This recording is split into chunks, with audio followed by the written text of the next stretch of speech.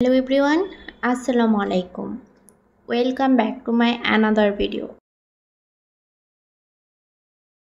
কেমন আছেন সবাই? আশা করি খুবই ভালো আছেন।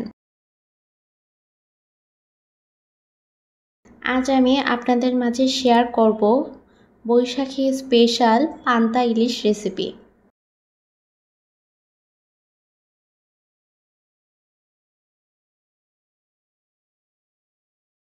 ইলিশ মাছ আমি আজকে মাটির চুলায় ভেজে দেখাবো। তাই প্রথমে আমি মাটির চুলা জ্বালিয়ে নিলাম।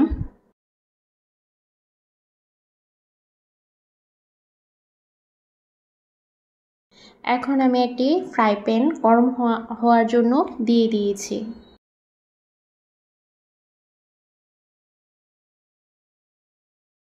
আমি একটি ইলিশ মাছ নিয়ে নিলাম।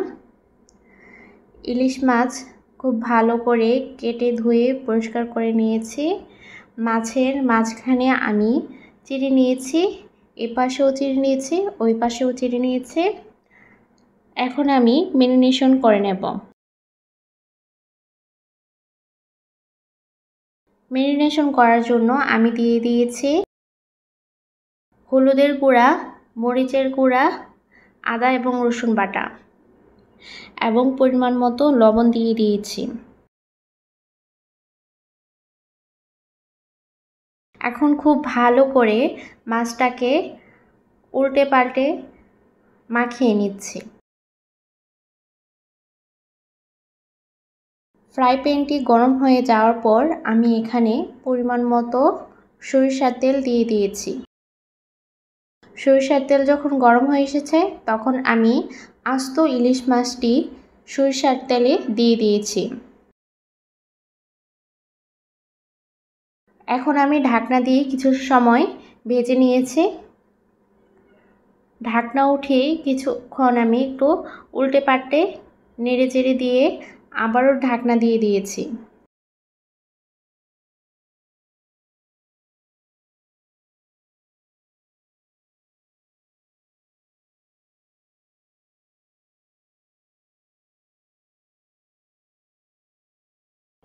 ভালো করে ফ্রাই হয়ে এসেছে।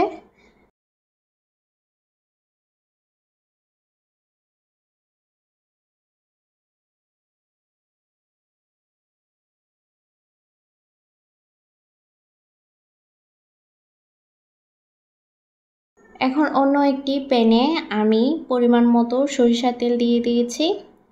সরিষার তেল দিয়ে আমি শুকনো মরিচ দিয়ে দিয়েছি।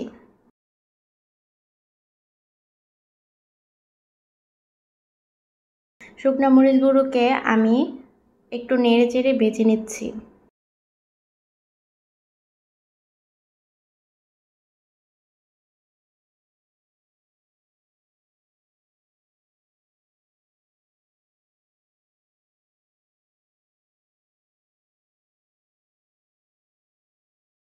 মরিচগুলো যখন লাল লাল করে ভাজা হয়ে গেছে তখন আমি এই মরিচগুলো উঠিয়ে নেব।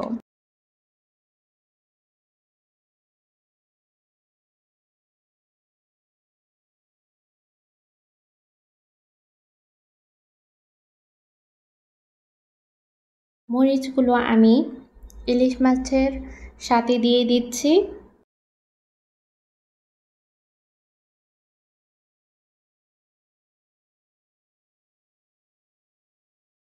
এখন অন্য একটি পাত্রে আমি ভাত নিয়ে নিয়েছি।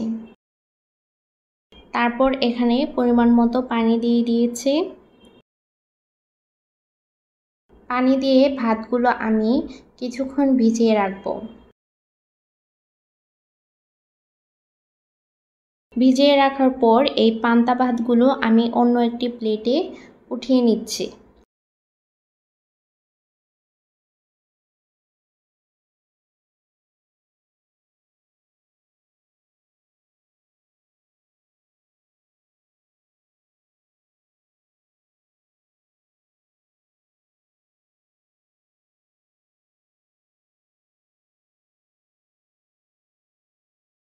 এখন আমি পান্তা ভাতের সাথে আস্ত ইলিশ মাছটি দিয়ে দিয়েছি।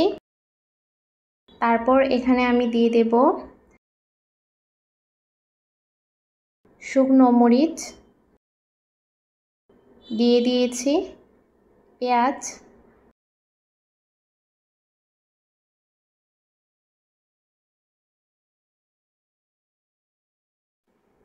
তৈরি হয়ে গেল বৈশাখী স্পেশাল পান্তা ইলিশ রেসিপিটি।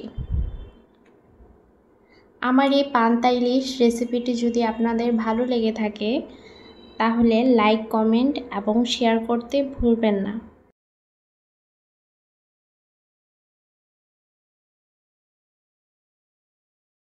আজ এই পর্যন্তই।